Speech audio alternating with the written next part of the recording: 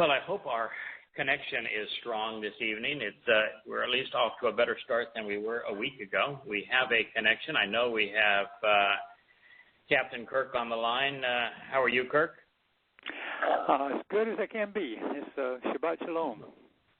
Yeah, Shabbat Shalom. We may have JB joining us. I don't know if this is another week that he is off or he will be able to join us this evening. I do want to begin by pointing out something that, you know, sometimes when you are a lone voice crying out in the wilderness and you're saying something that is really important and how it's going to impact the future, and you are the only one saying it, and it turns out to be wholly and completely true, it's probably worth saying, I told you so, only for one reason, and that is that we gain tremendously from the perspective Yahweh has provided. And by using it, we're able to see the world far more clearly than most everyone else. The point I was making was actually confirmed a week ago, and I've just forgotten to speak about it. But the U.S. has intercepted a huge treasure trove of diplomatic and military and intelligence communications between Iran and Iraq. And according to the New York Times, who has surveyed all of them, and the ones that I have written, what the Iraqi government officials, their military officials, their intelligence officials, their government officials are telling the Iranians is that our military is your military. Anything we have is yours. And what I had said years ago was that by invading Iraq and deposing a dictator that was a madman for sure, horrific as a matter of fact, but clearly the best dictator in the Islamic world, the only dictator in the Islamic world that was wholly opposed to Islamic terrorism, that the consequence would be to give Iraq to Iran. And in this war that America squandered $4 to $5 trillion, some say more, and more than 10,000 American lives directly and more than 250,000 American lives indirectly through suicide. That all we did was make a very bad situation infinitely worse. And that ultimately, because we tried to impose democracy on people whose religion was completely alien to it, that all we would do is give the majority Shia in Iraq the opportunity to unite their country with Iran. And that is precisely what happened. And these intercepted cables prove it, undeniably. And it's, of course, worse than that. It's not only that America's squandered over $4 trillion, and if you count the suicides, which you should, 250,000 American lives and 1 million Iraqi lives. We created the Syrian civil war and the vast migration out of Syria, Afghanistan, Iraq, and Libya, where we intervened inappropriately as well, into Europe, that has fundamentally changed Europe, exacerbating antisemitism, making it impossible now for Jews to survive there.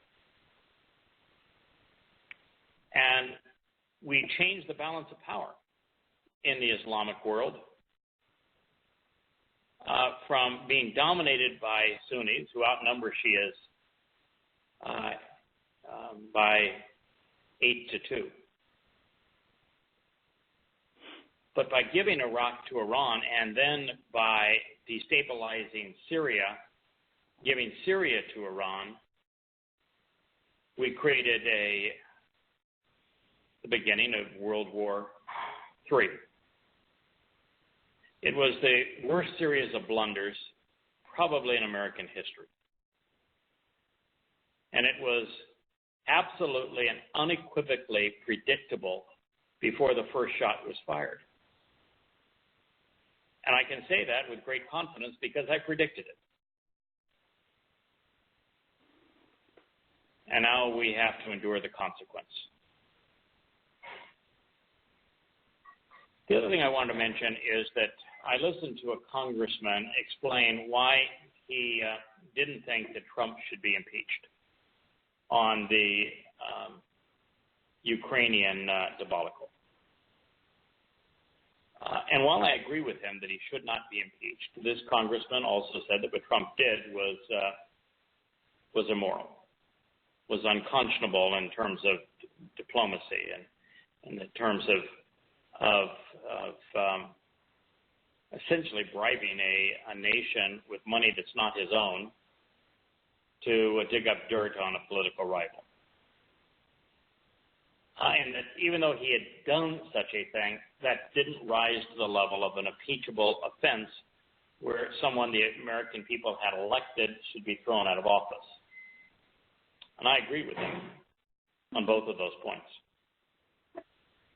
But what he went on to say is how this affair has somehow sullied the reputation of the Ukraine, and how the Ukraine is on the front lines of Russian aggression. Well, that's an absolute lie. The United States is on the front line of Russian aggression. They're causing it. We're the aggressor.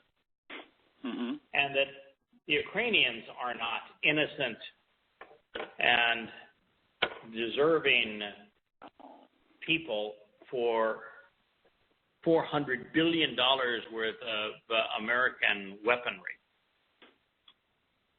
It is easily in the top 5 most corrupt countries on earth. They're the people who impose the worst pogroms on Jews.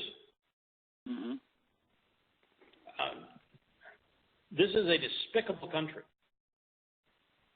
And we ought not be financing them, but that's what we are. And this congressional investigation ought to be in the stupidity of increasing tensions worldwide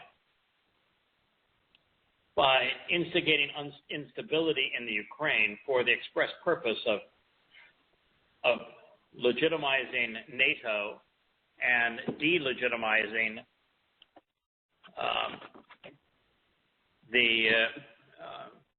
Russia. Mm-hmm. We've made the world a much riskier place, and we've done nothing but harm and been dishonest in the process. So those are the 2 points I wanted to make, apart from the story that we're going to tell of the Torah. And for those who prefer that after all those years of shattering myths, I stay away from political commentary, the more I translate Yah's word, the more I realize that God is extraordinarily judgmental of religious and political activity. And we ought to be as well. And that unless we and others expose and condemn the malfeasance of the United States, which is the most influential country in the world, and other nations and religions, Christianity and Islam, we make it ever more difficult for people to break free of these things, and until they break free of them, they're not going to be open to the truth. So I think it is incumbent upon us to do this. May I ask those subjects? Sir? I was just going to ask, and these, you talked for years about this in the Middle East and what the ramifications would be, and it's a logical analysis. It made perfect sense then from every aspect that you covered it. When all the Muslims moved to Europe, it was pretty obvious that was going to change the whole dynamic of Europe. When we talk so much about the second Babylon, or the second Exodus, rather, being from America, because that's where the vast majority of Yehudim that live outside of Israel are. What do you think the catalyst will be? And I can see what the catalyst is in Europe that would cause them to leave. What is the catalyst that will cause them to leave the United States and go back to Israel? Well, there is a movement in academia that is now becoming more and more pervasive in the media and in politics to isolate and condemn Israel. Asher right now is deciding that this is not a time for us to do this show, but that it is a time for me to play with her favorite toy. And unfortunately, she is pulling at all of the cables to the computer and to the phone. So we're going to try to encourage her to find this is an opportunity perhaps to take a nap. Yeah. Which is, I'm sure, I put a lot of people to sleep, but normally even the dog. Kirk, the pervasive nature of academia's assault on Israel has made it almost impossible for Jews to attend college. Wow. It is so pervasive, and it is so anti-Semitic. And what we find, and I think you've studied this in your past, is that which becomes universal in academia soon finds itself as universal within the framework of the society. An example would be in homosexuality and homosexual marriage. It became the cause célèbre in academia to speak of it favorably and to raise it to the point of pride. And within 20 years of them doing that, 90% of Americans who were opposed to homosexual marriage changed such that now about 70% favor it.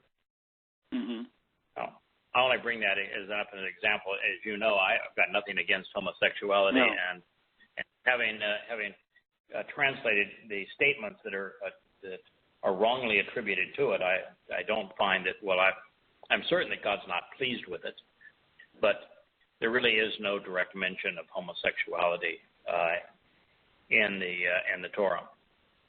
But I just use that as an example. So what we're going to see is that in the media, all reporting regarding Israel is going to be to blame Israel. Israel is bad. The fake Palestinians, deserve their country. The two-state solution is necessary, and that anybody who is opposed to it is a right-wing nutcase and a nationalist that ought to be disregarded. And look what's just happened with Netanyahu. I mean, Netanyahu is likely to be convicted on charges that if he has committed them, then he is the cleanest politician on the planet. I mean, they're charging him with accepting pink champagne and cigars, and for dealing more favorably with news agencies that deal more favorably with him than he does with those that are unfavorable to him. Oh. If that is all the man is guilty of, give him his star and move on. Yeah. But they want to devour. They want to devour him, and so Israel is eating their own. But that's the biggest problem in America. Of course, in America too, you have a villain that I had really not foreseen, but it's pervasive. And that is that conspiracy, and you know how aggressively and unpopularly as well I've attacked conspiracy. Mm-hmm. Well, the number one conspiracy in the world, and in the United States in particular, is blame the Jews. Yeah. It always has been. It likely always will be. And what we're seeing now is a rise worldwide, and even here in America, of neo-Nazis and conspiracy advocates that want to blame Jews for everything. And if you read their manifesto, what they say about Jews, they themselves are guilty of, and Jews have never been guilty of. Mm-hmm. You know, they say that they need to kill Jews because Jews have this plot, this genocidal plot to destroy the planet. And it's just factually untrue. As a matter of fact, in the chapter, the Mizmor 89 that we have been reviewing, what we'll find is that the instigator of the Blame the Jews plot is Paul. Yeah. He's the one whose influence on the Christian New Testament made the book grossly anti-Semitic.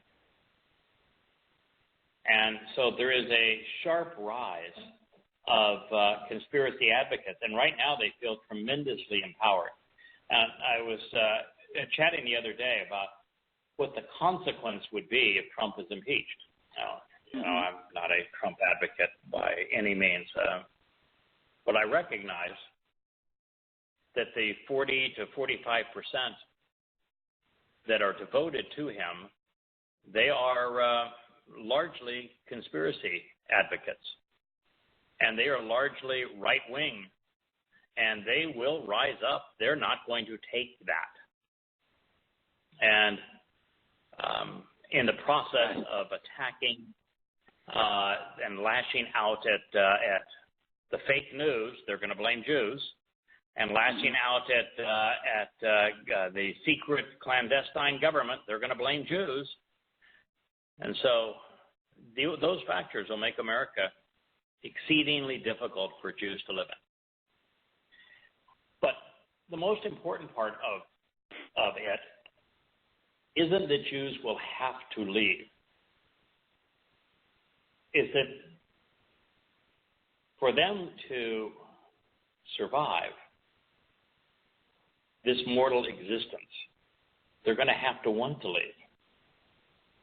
They're going to have to want to come home. They're going to have to want to do what we have done, which is to walk away from, disengage from politics and religion, and then walk to Yahowah, allowing him to perfect us, trusting and relying on him. And so well, there will be a lot of reasons that Jews will be harassed and abused, as they have been around the world, and anti-Semitic attacks throughout Europe right now are at the same level they were prior to World War II. It's not just about them needing to leave America to go home to Israel. It's that if they do not make that choice, then ultimately they can't be part of the covenant, and there's nothing Yahweh can do for them. You know, he's invited his people home. And, you know, for the next 15 years, Israel is not exactly going to be a safe place in the here and now, in the mortal realm. But it will be the safest place eternally. Yeah. You know, and, you know, you and I talked about that before the show began, and that Yahweh does not make any promises. I can't say he doesn't make any promises. He does make some promises to protect us in this mortal existence.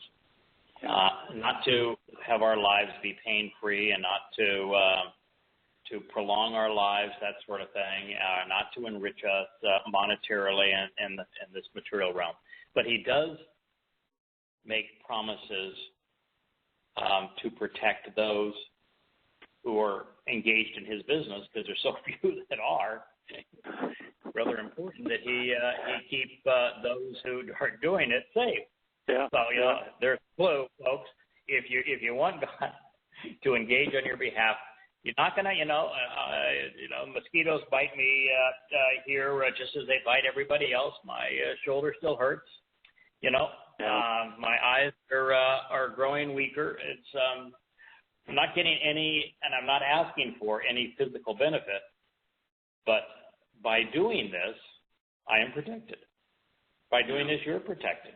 I mean, it's a commitment that Yahweh has made to those who are willing to risk it all for his testimony, and we do. Yeah, it's worth doing. So anyway, I think all of those things are important for us to know. Now, you did an interesting study, Kirk. You sent me a copy of it a few hours ago, and that study was on names, and you started with the name of Dowd. Yes. What did you learn? Well, if I were to express the things that we already know, I'm going to read a little bit just so I can keep it all clear and in sync. But I mentioned to you that I always remind myself that the Hebrew language is expressed in concrete terms, and it must relate to our ability to see, hear, smell, speak, or touch to understand those things. We know that Dowd, if never before, we certainly know it now, that Dowd was a prolific writer, and his writing engages, I thought very interesting, writing actually engages all the senses. I mean, if you think about it, you feel the paper, you touch it, you smell it, you're thinking, you're singing it, you recite it to yourself as you write. I know you do. So it's quite totally engaging. So I keep that in mind. If you read out loud, and you can, by the way, you can read out loud, even sometimes by just saying the words inside of your head. Yes. And I'll read them such that they resonate inside of me. And a lot of times I just read them aloud. But when you do that, you are engaging, because when you're going word by word, you're actually pronouncing them. You have the tactile experience of your mouth, the tactile experience of your ears. Whether you're using a computer or paper, you've got the tactile experience of the paper and pen or keyboard and display. And the words are all pictures. Every word is a picture. Mm-hmm. And so they describe things that are pictures, and the most vivid of them are actionable. And so, it is a all-encompassing experience to read. When I read, I see Yahweh in the words. I just translated the last passage, Kirk, just to speak about this. Okay. We're talking about how the words exploit all of your senses. I've just transitioned out of Mizmor Psalm 9 and begun 10. And 10 is,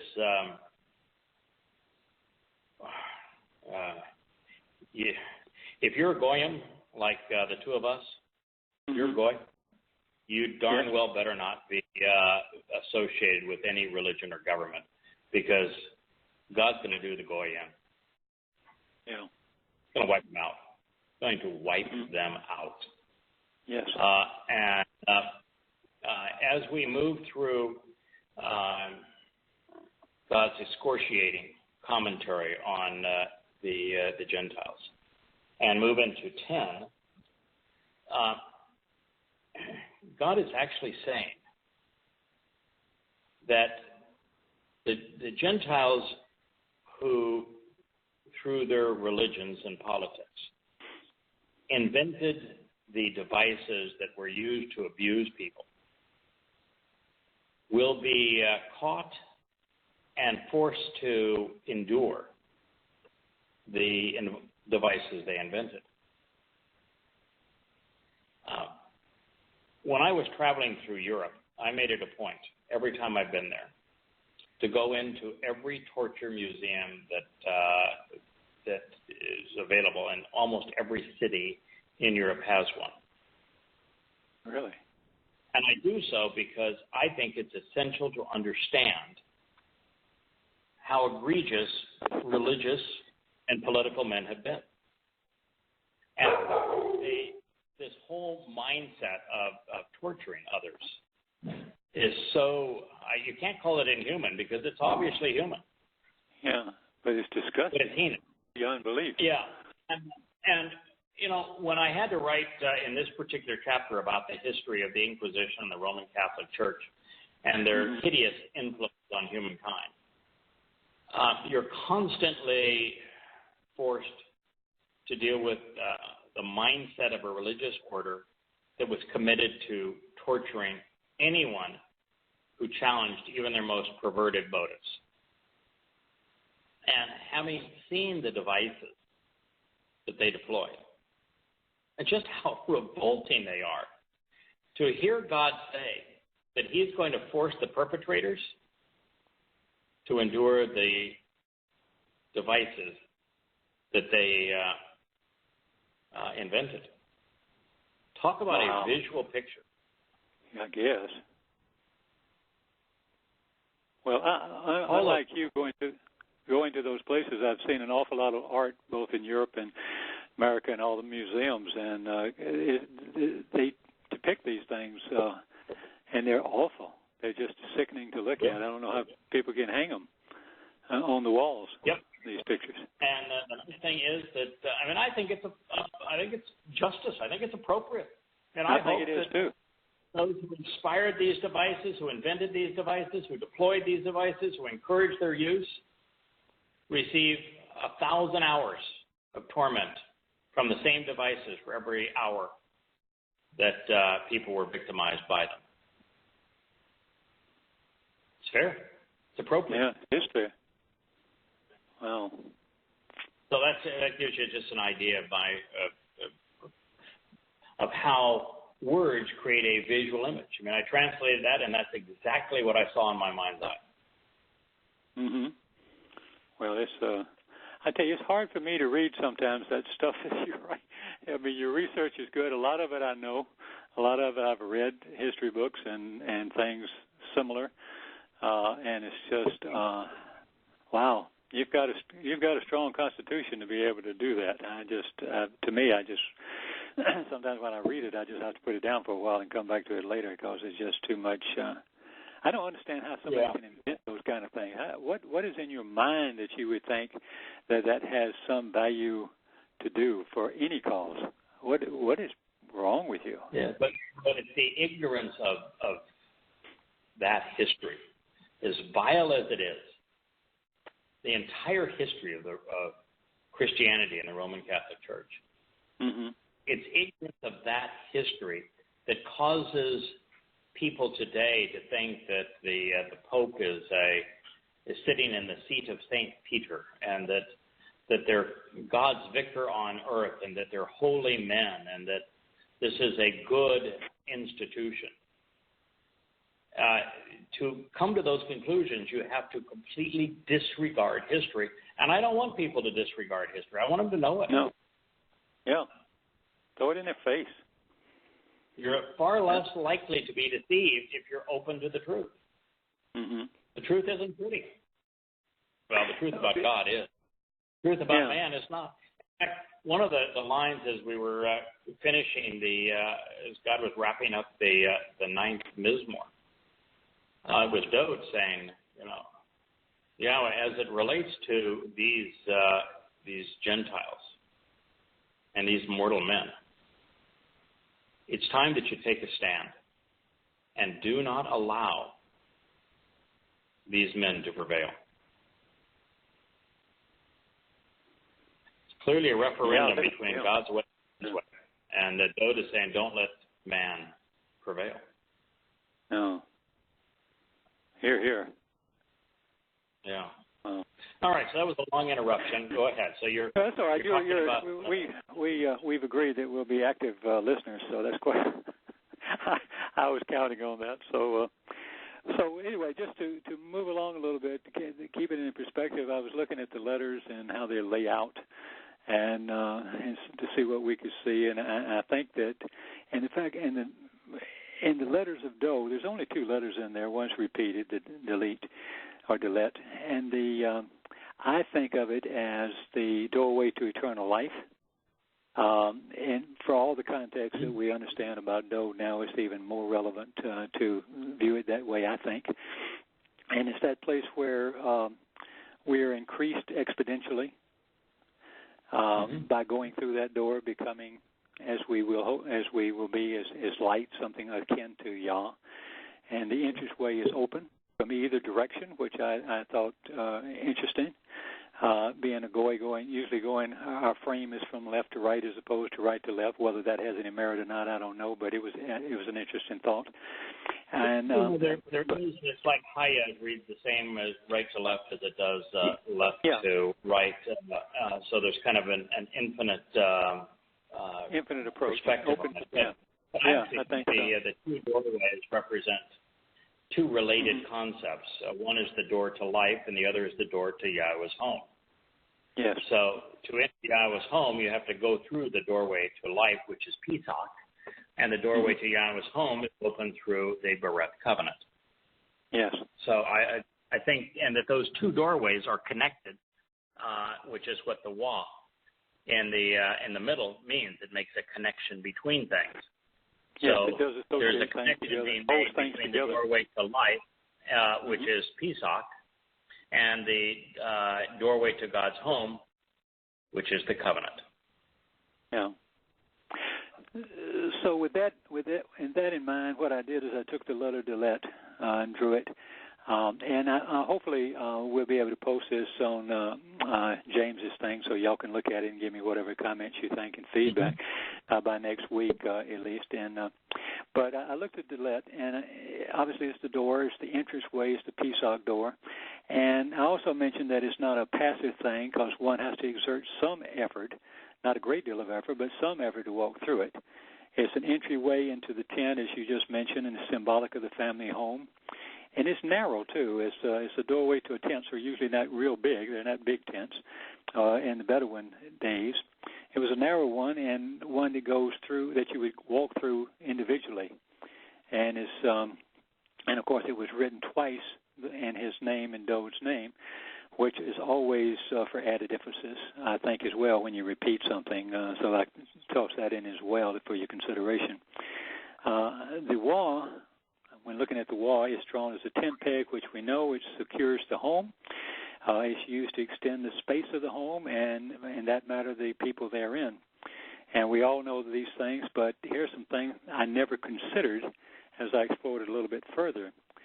There is a word for the letter D, delete, and it's a delete or delete lam ta. So I decided, well, if it's a word, you can analyze it in Hebrew, and so I did. And we can analyze this word as well, and it's a doorway that one passes through, and it's a guide, is guided. The lamb is the guiding influence along the path, and interestingly, the ta represents the signpost along the way, Zion. And I thought, well, I've never done that before. Look at a letter and then analyze how you say the letter or how you would write the letter. In fact, I'm not sure too many languages have a word for the letter.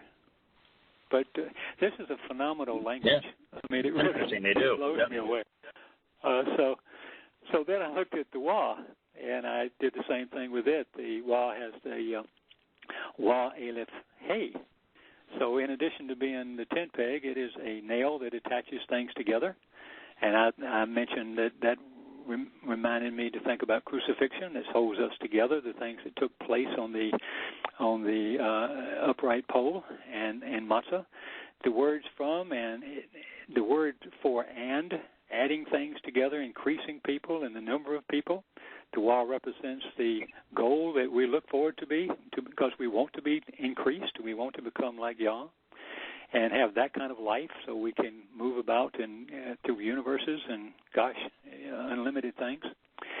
The Aleph represents Yah, that faces the upright person, the Hay, and is the one who is reaching up to Yahweh. And it may even be evidence of Yahweh initiating, because you had mentioned this in your chapter, on the chapter 4. It may be evidence of Yahweh initiating the relationship first, because he's the one that is moving towards this one standing upright, looking up for him. So maybe that's another clue telling us once again that that's a good concept. And then I mentioned to you, and I said I can find no negative connotations about Dowd's name. And then I did one further thing before I left Dowd, the word, or his name rather. Love is a hob, and I wrote it 3 different ways. I wrote it AHB, or with the Aleph, Hay, and the Bet, in modern Hebrew as well as ancient Hebrew in this script. And it pictures the authority, Eloah, or Eloah, our ultimate shepherd, once again turning to the Hay in the upright in all position, I call it, both moving towards the family home. And I mentioned, I think that's what King Dowd will continually do throughout the future. So that was my happy news on the word Dowd. But the reason this was begun is because I was looking at Shaul's name. And Shaul has pretty good letters in it. And at first glance, it looks like a pretty good word. But it was the lamb at the end that threw me. If the lamb at the end, does it make it a positive word? And that was the question I presented to myself. I returned to my book of 500 most used Hebrew words, or verbs rather. I recognize that the actionable words define the nouns to see what I might find. And I found in those, I found in those 30 of 38 words ending in the lamb, and they were all overtly negative. Eight words can be negative or positive depending on the context and how they're used in a sentence. And even the negative shading of these was really negative. Now, I'll throw out 3. I didn't send you all the stuff I did, but there's some really good ones that I think would be fun to explore for a moment if we have the time.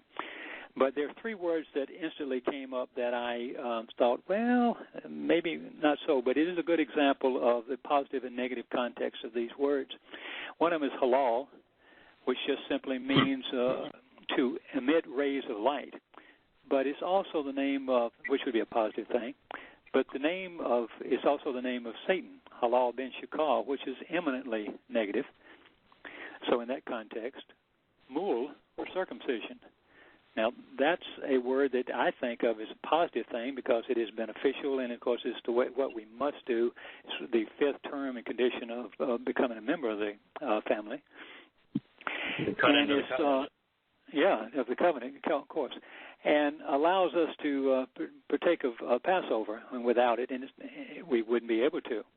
On the other hand, not to be circumcised, remember it is to be, as we have learned, it cuts one into the family, or it can also cut one out of the family. And interestingly, as J.B. wrote a whole book on it, is the fulcrum of Paul's debate. If he can conquer one of those things in your mind, then you won't participate in becoming a member of the family, because there are these 5 terms and conditions, and they are not negotiable.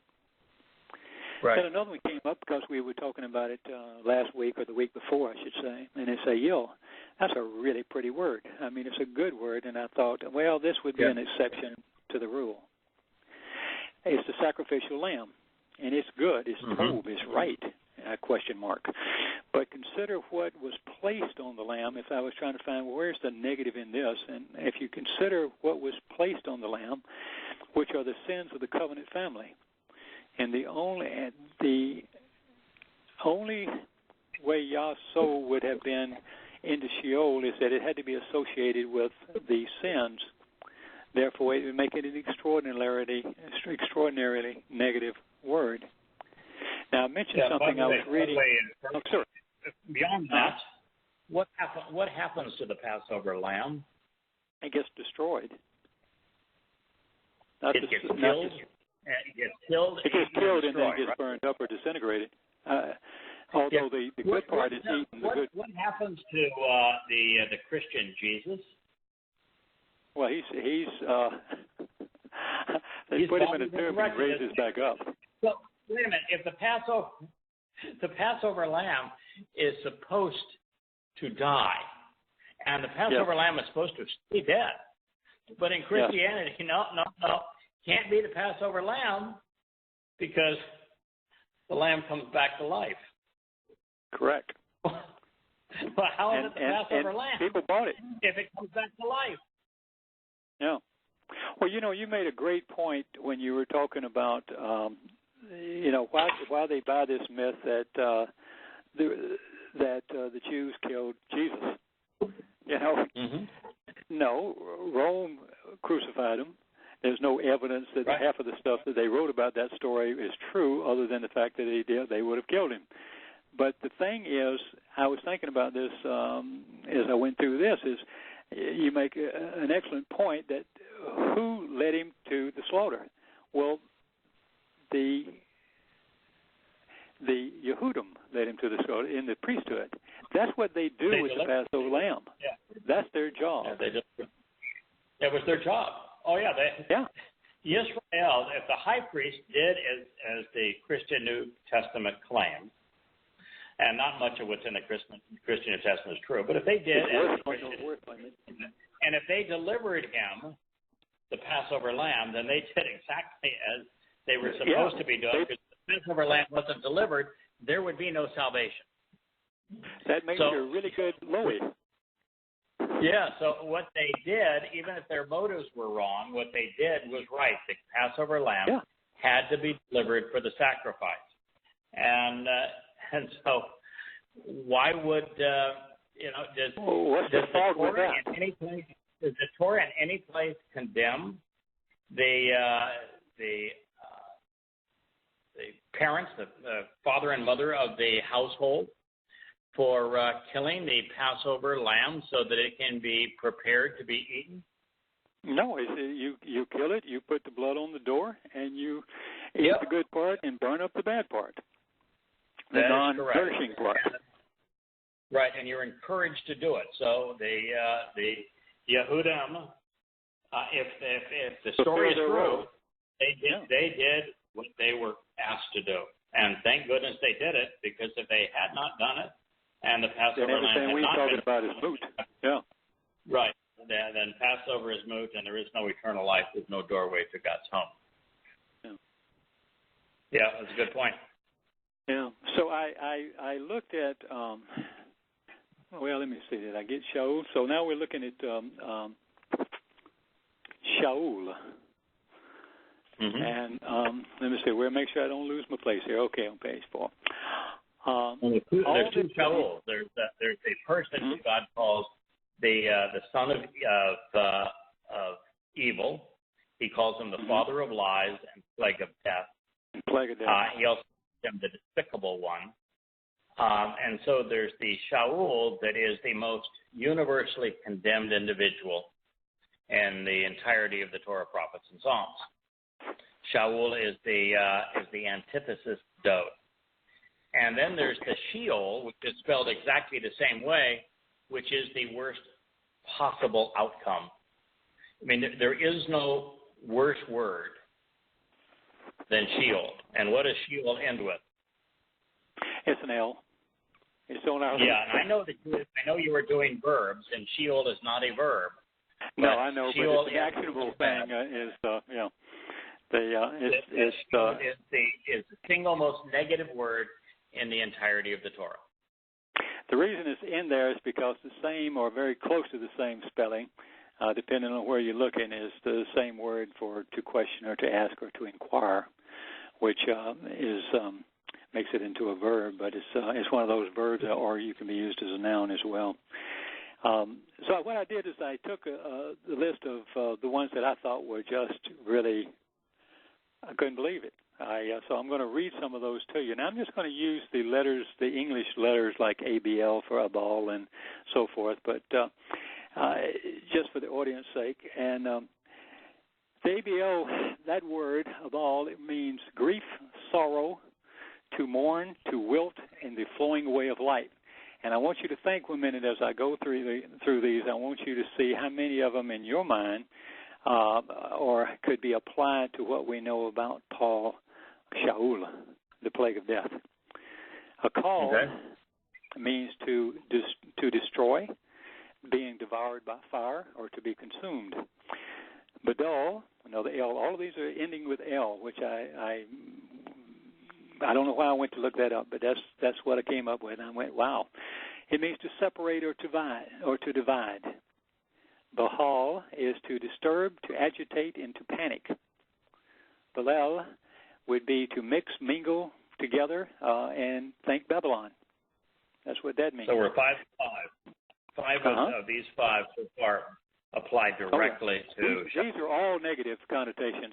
It's hard to go back to the original oldest definitions and those that are set in the context of being understood concretely.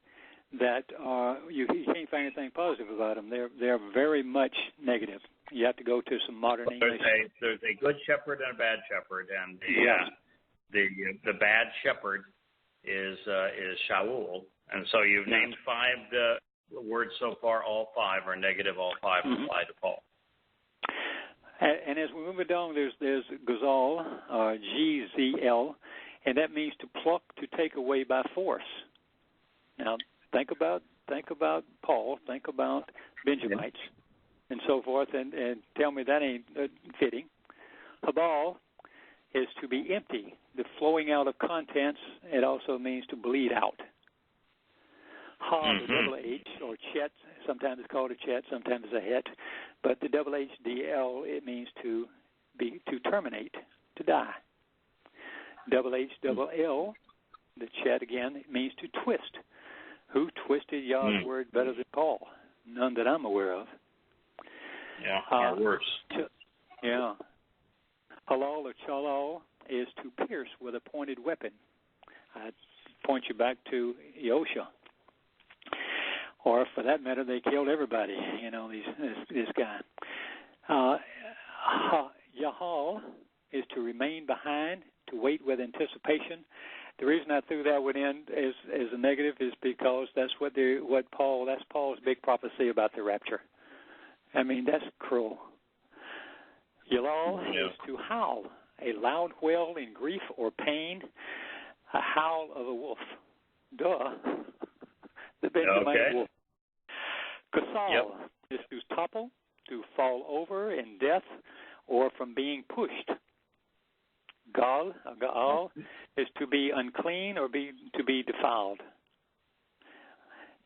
Qualal is belittle, to regard or portray as less impressive or less important, to be light in weight or light in importance, to curse, lowly and low. Just lowly and low. As making light of, and of course he chose the name. He chose the name Paulos, which is in Latin is lowly and little, and is mentioned constantly throughout the Torah, Prophet, and Psalms. Regal, and we get into some really good ones. Regal is to tread about, to be on foot, walking through a foreign land in the sense of spying. Is to trample another with one's tongue, with one's words. Think about Paul's missions. That was his job, to go around and trample on everybody with his words. Shaul, we talked about a minute ago, that's to question, to ask, to inquire, and Shaul is the grave, the pit, the hell, or if we like to define it as a black hole, because that seems to be the most appropriate definition of what it would be like. Shapal is to, once again, low, to be small in position or stature, to cast down, or to be a base. That's after, which a lot of them are going to be after when Yahweh returns and Dowd takes over. Ma'al is to transgress, to commit an unintentional, or in this case, a treacherous act. For instance, how about changing Yah's name or his words or diminishing Dowd's name, or diminishing Dowd. Mashal is to regulate as a ruler, a lord, or to govern over. Now, if you contrast it to what Yah offers as far as he sets us free, in fact, I like the way you do Shah now. Better than just saved. He is setting us free. He's let's see. What do you say besides salvation? Well, Yasha, the Hebrew verb that is typically translated to save, its primary meaning is actually to deliver from harm, to liberate, and its only means to save in the sense that you have been delivered from danger, you have been freed and liberated, and it's one of the things, Kurt. Now that you mention it, I had a conversation about this earlier today. When our physical bodies are a tremendous burden and a liability. I mean, you know this now with what Terry is suffering. Our physical bodies are this enormous liability. And to be free of our physical nature is to be liberated not only in time and therefore immortal, but to be empowered and enriched and enlightened. Just the freedom of being away from the constraints of a physical body is the essence of salvation. It's one of the things that makes this whole concept of the Christian bodily resurrection so inanely stupid. But what God is doing is not only liberating us from the tendency of men to oppress and subjugate others, providing true liberty, freedom to individually choose. But he's also liberating us from our physical bodies. Yes. So it's a deliverance, and when you think of the word from a deliverance and liberty and freedom perspective, you understand what Yahweh is saying when he says, I delivered you from bondage, from slavery, from oppression, and the crucibles of human oppression in Mitzrayim. He's a liberator, which then flies right into the faith of Pauline Christianity, where the Torah is comprised of laws. No, the Torah is comprised of teaching and instruction, and with that teaching and instruction, we are given the opportunity to make good use of our free will. Well, that's another showstopper when you tell somebody that number one, that religion means to be bound. Look it up; it's Latin, and then you approach that idea as he's trying to free you and set you free, and then you throw in that the Torah is not law; the Torah is teaching from Yahweh, guidance, direction, teaching. And so forth, and you present that to them, and then you throw in something that Yahweh can't, that you did in the Tablet of Stones, where you wrote in great line about Yahweh cannot allow you, he cannot command you to do anything without changing his blessing he gave you as far as being free will. If you have free will, he cannot command you to do something. Why is this desire to rush back to Egypt? Why is this desire to walk back to Babylon? It's absurd if you think about it. What is wrong with people? All your life you should want to be free. If any country ever preached it, never did it, but if any country ever preached it, was I'm free. No, you ain't, but you ought to be. You ought to want it more than anything else. And then hopefully you will walk in the right direction in your freedom. An important decision in the universe, which is to participate in the covenant, and you need to be free to make that decision. Yeah, because nobody starts out until they leave this oppressive state they're in, epitomized by Babylon. Yes. So to be free, and then we had Nepal, NPL, to fall, to descend suddenly and involuntarily through the force of gravity, and I think of that one as I get to watch old Shaul go into the pit. Here's the one that. And I actually had a conversation about this years ago with, oh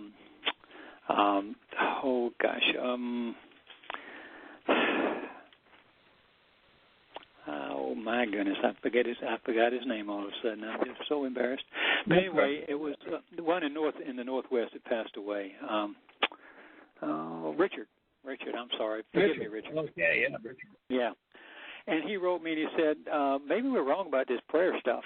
And I said, no, I'll tell you what I'll do, Richard. I'll go through every word for prayer. And the one that comes up the most is translated prayer, of course, is Palal, P-L-L, Lam. And let's look at say what does Palal really mean? To fall to the ground in the presence of an authority and plead to prevent judgment. There is no concept, there's no time, and now through the history of the universe and the history of eternal time that you will ever be in that position or ever be asked to do that or ever won't be having compunction to do that. Neither will I, neither will any member of the covenant. That is so out of character and so absolutely opposite of Yahweh's plan. That is the stupidest thing in the world, yet that's what they use to tell you to pray. Yeah. That's just it's amazing. And you know, I driving around town here in the BVIs, you constantly see them rebuilding the churches that were destroyed in the 2017 hurricane season with Irma and Maria, and all of them have signs out in front. You know, most huge percentage of people's homes are still without windows, without doors, without roofs. 2 years later, this place is maybe 20% repaired, and yet the work is being done on the churches that were destroyed, and it all says in front of them, a house of worship. Come help us rebuild this place of worship. Join us to worship God.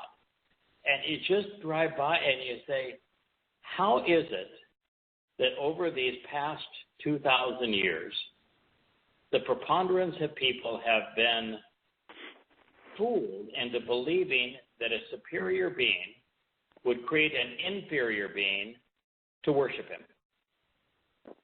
And when you just process that and you think about how disgusting that would be, how insecure, how sadistic, really, a being would have to be to create an inferior being to worship him. Mm-hmm. I mean, it is identical to us creating a slug in the garden and having a slug blurp out, "Kirk, you are magnificent. Kirk, I adore you. Kirk, you are just the most wonderful Kirk of all time. Let me bow and genuflect to you, oh great Kirk. Let me sing your praises." And if you had created this thing to do that, after about the burp or second, after laughing, push off, you're going to say, okay, this is okay, that was a mistake. I'm really sorry, that was a mistake.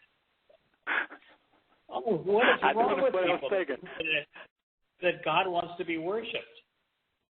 Well, that was the essence of that paper I wrote for him. It was prayer, all the words for prayer, and there's no place like that. But now, unbeknownst to me until today, Jackie sent me a little update on what you're doing on the next chapter. Everybody wants to.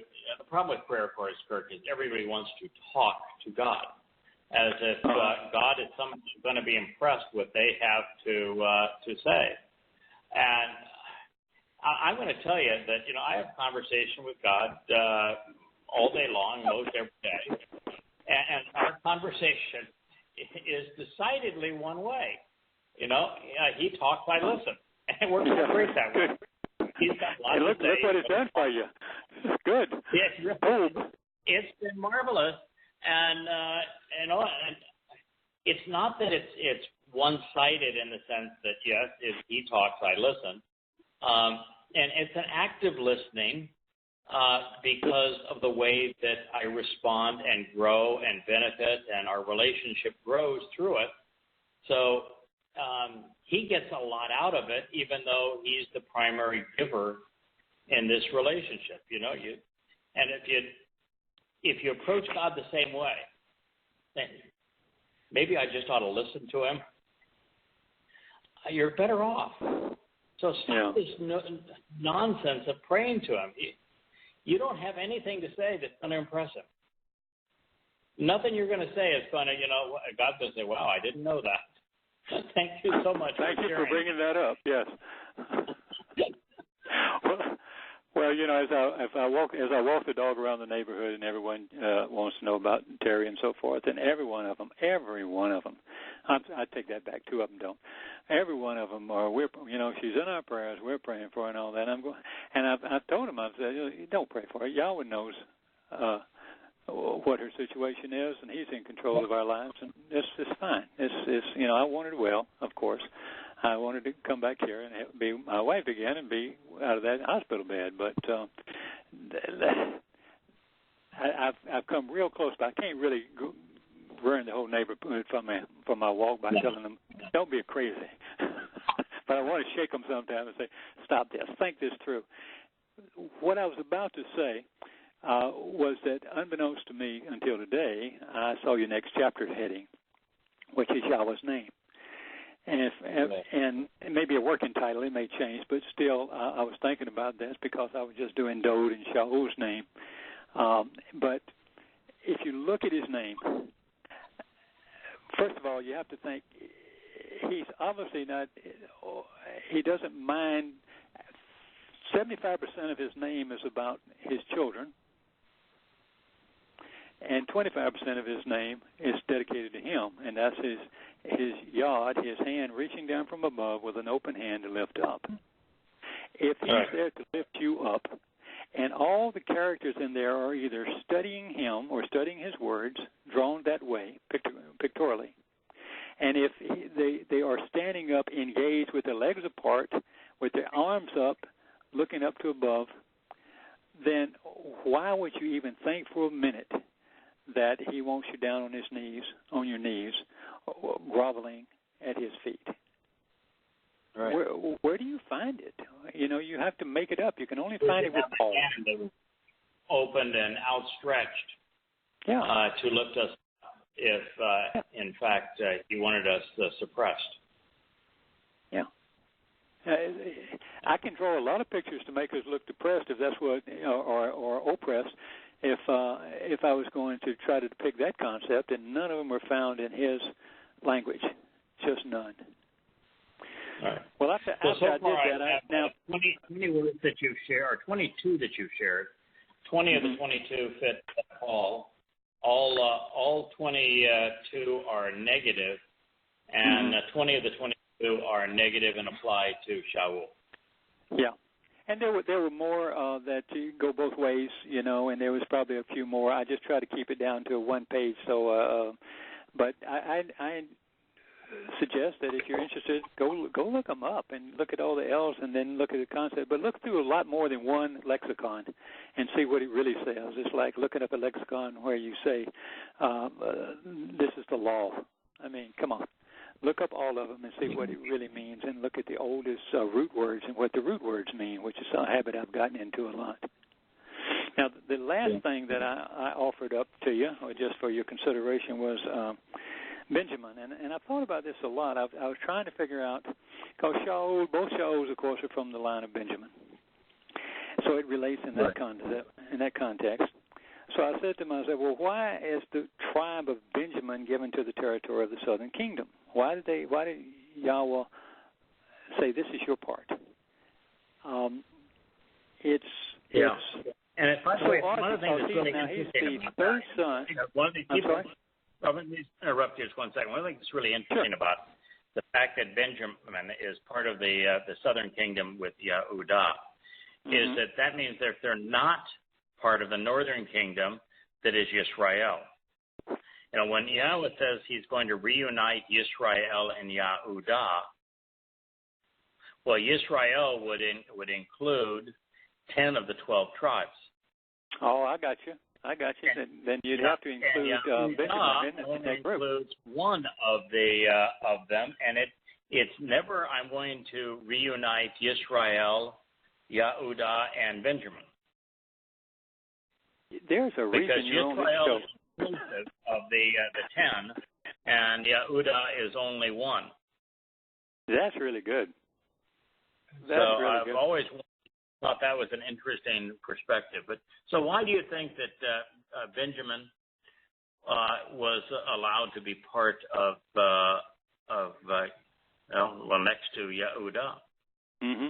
Well, I wrote on this that I thought it was the same reason that when you introduced the concept of why Satan was allowed into the Garden of Eden, to give them a choice. Yes. These are the people who really kept the records. These are the people who kept the Torahs available, and so forth. So without them, without this hardcore group that over the centuries in Jerusalem recording and re-recording, we wouldn't have these things, and they hid them away in the cave so that they were also found later and so forth. Without that, give them credit. I mean, we have nothing without it. And they protected those things and showed great respect for them. So that is the chosen group of the chosen group. It is the line of where Dowd comes from, and it is just nothing bad I can say about Yehuda. So he's got to put something there as a counterbalance to that to give him a choice. It's a terrible thing, but there it is. And it's no different. And of course, Benjamin, that was the one that was Benoni, that was cursed by his mother. Yeah, I mentioned that as well. He was cursed by his mother. If you read the history of them, all the roads that went through their territory, they were wolf-like. They were always called a wolf. That was their symbol, for goodness sake, when they were camped out in the desert with Moshe. And they were predators. They preyed on the people who came through. They stole. They killed. What is good about them? As a group, they're hideous. Yep. They're terrible.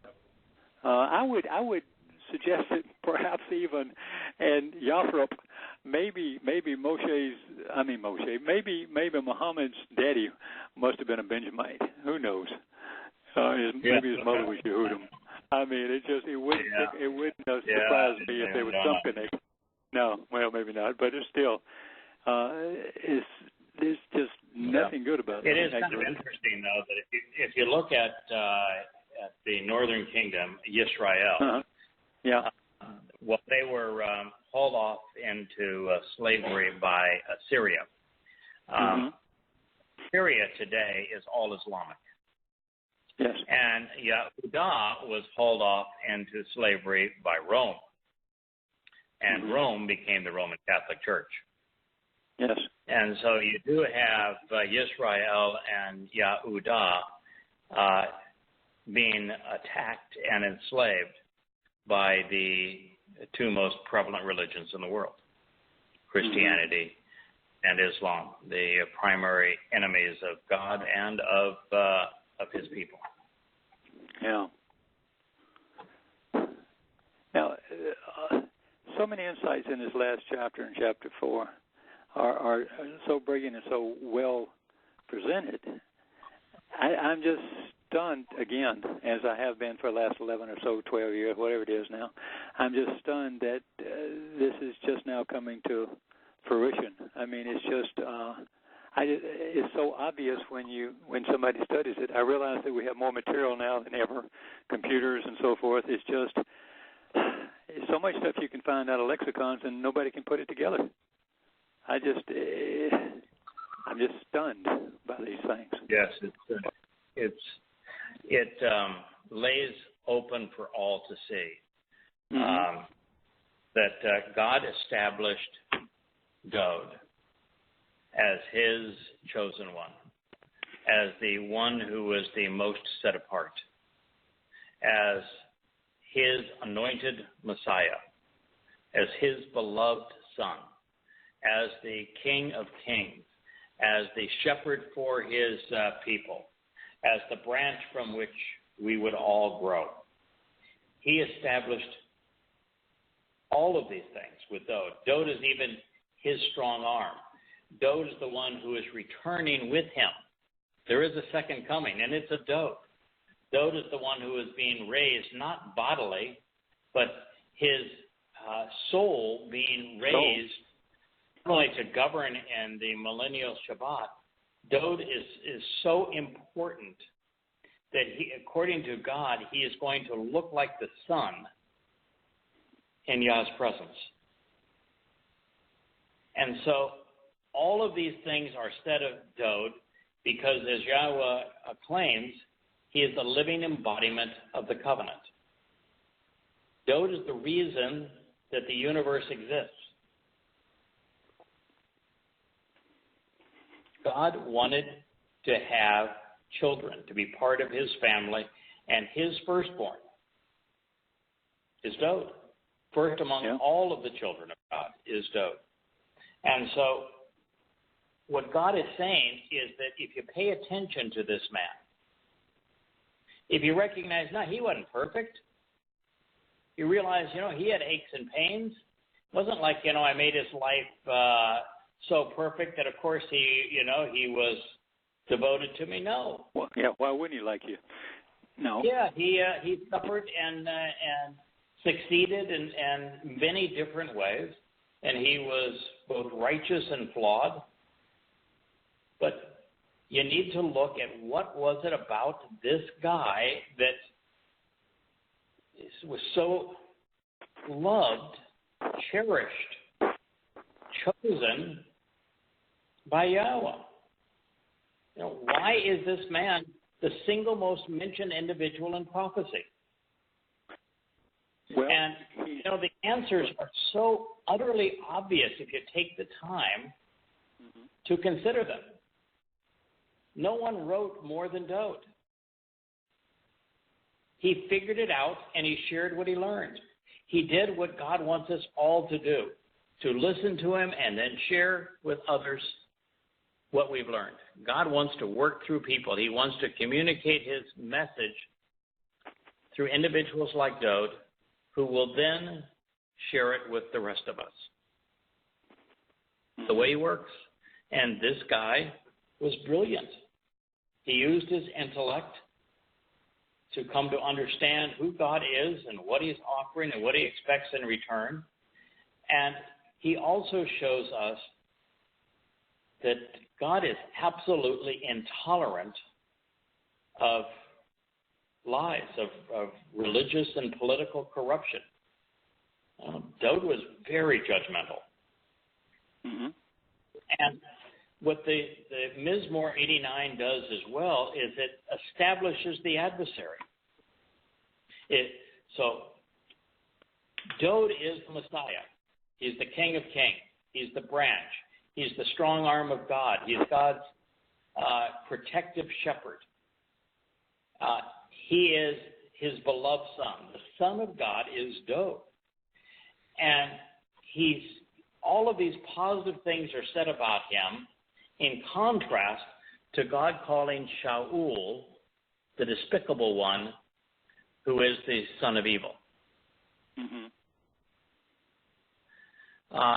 And you realize that the entire psalm is a referendum between the covenant and Christianity.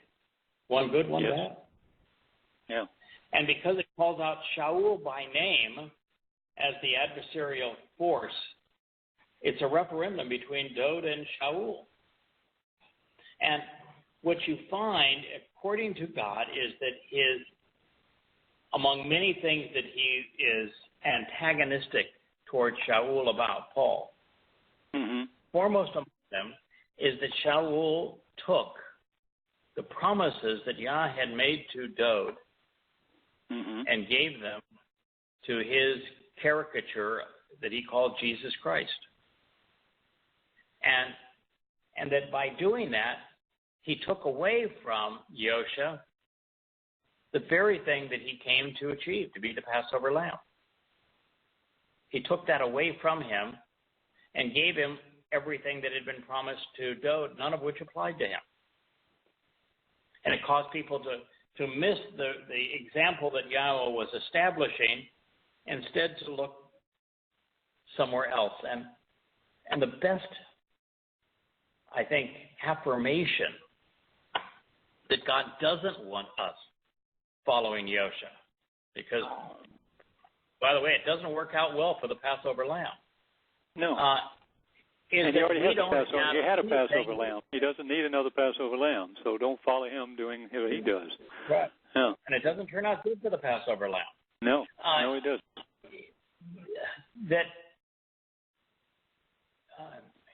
when you consider the fact that we have more from Dowd in the language that he wrote, Hebrew, than we have from any other individual, and we have nothing from Yosha in the language he spoke. Not a word. Yeah, well, there's a clue. There is a reason for that, folks. Yeah. So it is. It's a powerful referendum on replacement theology and explaining the basis of it and why God is so opposed to it. You know, if you think that the promises that God made to Israel have been taken from them, as Paul claims, because they killed God and that really pissed God off, think again, because it isn't true. I can't find Yahweh being mad at anyone except for one particular reason, or multiple, saying all in one umbrella. He cannot stand religion. He cannot stand politics. He cannot stand militaristics or economic control over people and enslaving them. If he's mad at if he's mad at Yehudim, it's because they became religious, not because of Yosha. That's not even part of the equation. And how many pages have you written? And it's the same thing throughout, over and over and over and over again. He hates that. And what he loves about Dowd is Dowd hated it just as much as him. Right. He hated this stuff. He attacks this stuff. He constantly does. And the fact that Shaul appears in these passages, when you really think about them, you start reading them, you go, my gosh, it really is a referendum on Shaul and a debate. Not a debate, it's a slaughter of Dowd over Shaul. It's a very clear-cut translation. And the inspired and authorized spokesperson versus the con man. Yeah, the wannabe. So the wannabe guy. We return to Mizmor. We don't have much more time, but Mizmor lyrics to be sung, Psalm 89:29, which is where we were. It reads, "And I will establish his seed." He's speaking of Dowd now. I mean, Dowd is the person who's named throughout this. "And I will establish his seed, that which he sows, and his offspring, as an eternal witness forever. And his throne shall be equated to the days of heaven." It is what Dowd has sown through his words and through his life that creates the offspring that becomes part of the covenant. And he's not saying here that it's going to be one person who's going to be an eternal witness forever. No, it's what Dowd sows that serves as an eternal witness forever. And, you know, God is the sovereign of this universe, but he doesn't like to work alone. So he's chosen one man to establish a throne throughout all time. Because for all time, we humans that are part of the covenant are going to be able to live in God's home and explore his universe, and we still need to have some sense of community and of interacting appropriately as a family. The head of the family is Dowd, and his seat of honor shall be equated to the days of heaven. Well, the days of heaven, that's time everlasting. Yeah, eternal. Spiritual time. Yes. So we, the covenant children, are the beneficiaries of what Dowd has sown. We are his offspring and legacy, as well as his harvest. Through the Son, this Son, the Father has built a family. And as a result, his place of honor and his offspring shall endure forever, as filled with time as are the days of heaven. Now, there's no denying that Yahweh intends to establish Dowd's seed and what he has sown. His offspring, his legacy is an eternal witness, all in irresolvable conflict with the Talmud, the New Testament, the Quran, and the Book of Mormon. And while that is all we need to know to capitalize on the lyrics he has written, trusting and relying on his Mizmor to lead us home, we now know that heaven has a seat of honor, indeed a throne, one with Dowd's name written on it.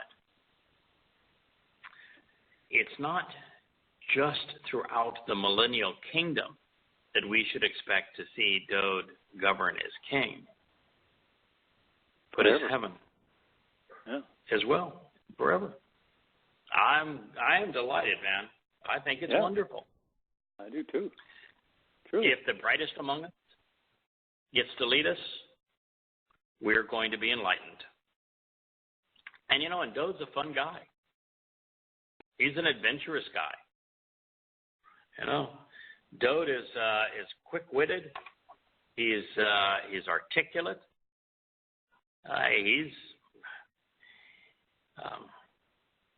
He's a man's man. He's going to be fun to be around. Absolutely. Yeah. If we wish to be there with him, it's important that we realize that there is free will. There are choices that need to be made, alliances that need to be established, and some broken. Dowd chose wisely, electing to closely examine and carefully consider Yahweh's Torah, his 119th Mizmor, the 22-stanza alphabetic presentation of the Torah remains the crowning achievement of his life. That's brilliant. Those misled by the likes of Paul, Akiba, and Muhammad will face the consequences of having chosen poorly, and in particular, Yehudim, the direct descendants of Dowd. The next statement reads, however, if his children continue to forsake, ignore, or reject my Torah, and make a habit of failing to walk according to my means to justly resolve disputes, if they perpetually view my clearly communicated prescriptions for living with contempt, and further, if they consistently fail to observe the instructive terms of their relationship, then I will hold them accountable with a measure of their rebellion. The consequence of their deviation from the way and their wrongdoing will be a pestilence which causes widespread death. Mizmor Psalm 89:32. Well, that's pretty plain. That's pretty plain. That's really it, isn't it? Mm-hmm. If Yah's children continue to forsake, ignore, or reject his Torah, they're disenfranchised.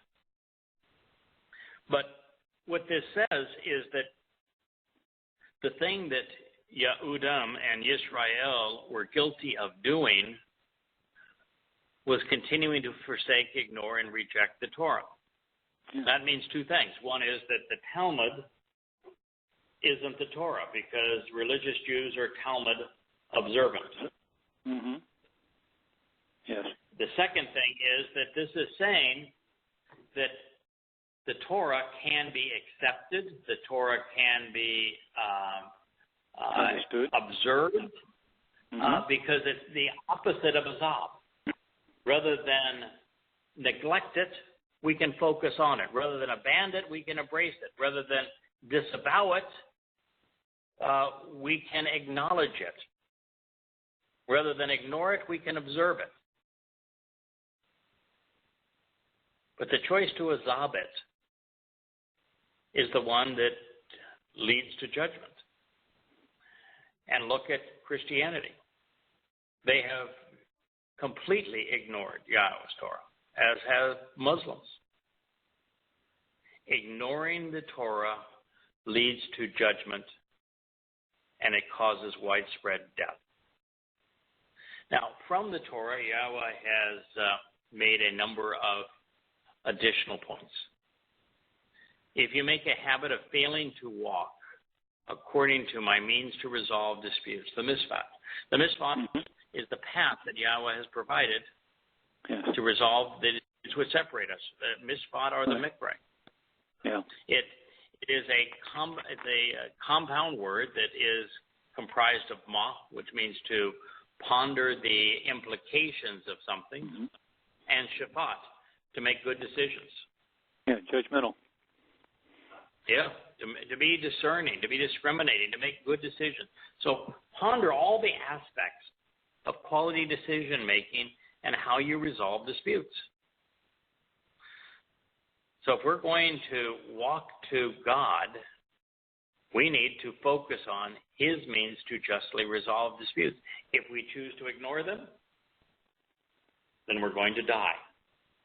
Those who ignore and reject and forsake Yahweh's Torah die. Those who fail to walk through the means that He has devised to resolve disputes, which is Pesach, Matzah, Bakurim, Shabbat, Teruah, Kippurim, and Sukkah, die. If they perpetually view my clearly communicated prescriptions for living with contempt, the chukah, they're going to die. And if they fail to observe the instructive terms of the relationship, the mitzvah, the conditions of the covenant, then God's going to hold them accountable for their rebellion. And as a consequence, they're going to die. So any one of these things will kill you. Yeah. This reinforces what you've said for years and years and years. As you were reading that, I was thinking about the Moed Mikra. And it's more to it than just, okay, we're going to do this on Pesach and we're going to do this on Matzah and so forth. And what he's asking you to do is to understand what it was, understand what Pesach was about, what was actually taking place, what Matzah is all about. So when you always said, don't ask me what to do on these festival feasts, on these set-apart days. Yeah. Try to understand what it is, because this is a teaching instrument above all things. And the reason you learn is because you're trying to understand concepts and understand what they're about so that you can embrace those. It's not doing something. It's absolutely understanding it. So, from the very start, that's been your answer to most people when they called or wrote to you. And it's really true. It's reinforced here. This is the maw of the Mishpat. Yeah, as a matter of fact, in the ninth Mizmor, consider what it means. Dowd actually writes in the ninth Mizmor, Yahweh is known. He becomes recognized and is acknowledged by us through His means to resolve disputes, by exercising good judgment, His mishpat, and the way that He engages and acts regarding these things. It's not just that God came up with these 7 set-apart days, invitations for us to meet with Him. He Himself engaged in all of them for our benefit. Correct. And according to the 9th Psalm, it's how we come to know Yahweh. So you've got the Torah teaching being essential for life, and to ignore it leads to death. You have walking in the means to justly resolve disputes and exercise good judgment, leading to life, and yet choosing to ignore them leads to death.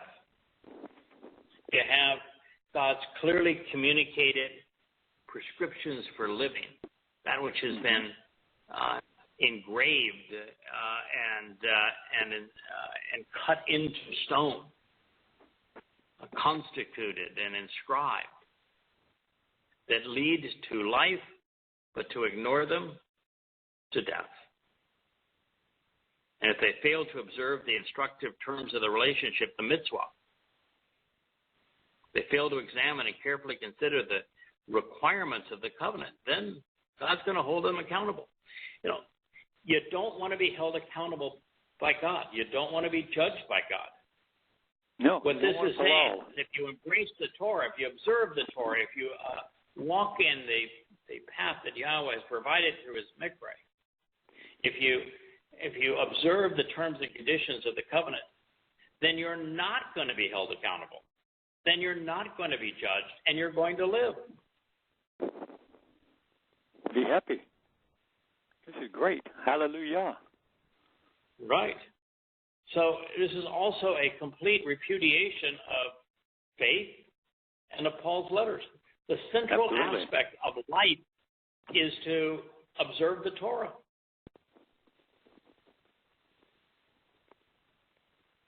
Yeah. And so those that do not are going to die. So it is the antithesis of what Paul has written. It negates completely the entire concept of a New Testament. Yeah. If you that's why I reject called him. who is the person that was the most overt in the history of humanity for rejecting the Torah? Paul. He said the Torah can't save. Paul. Mm-hmm. Well, the consequence of their deviation from the way and their wrongdoing will be a pestilence which causes widespread death. So Christians carry around the 89th Psalm in their Bibles. Mm-hmm. Why is it they can't read it? Why is it they can't process it?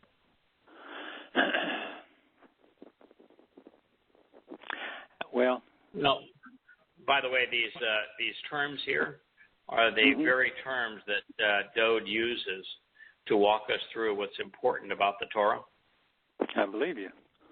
It's chukah and mispah, and mitzvah, and Torah, right.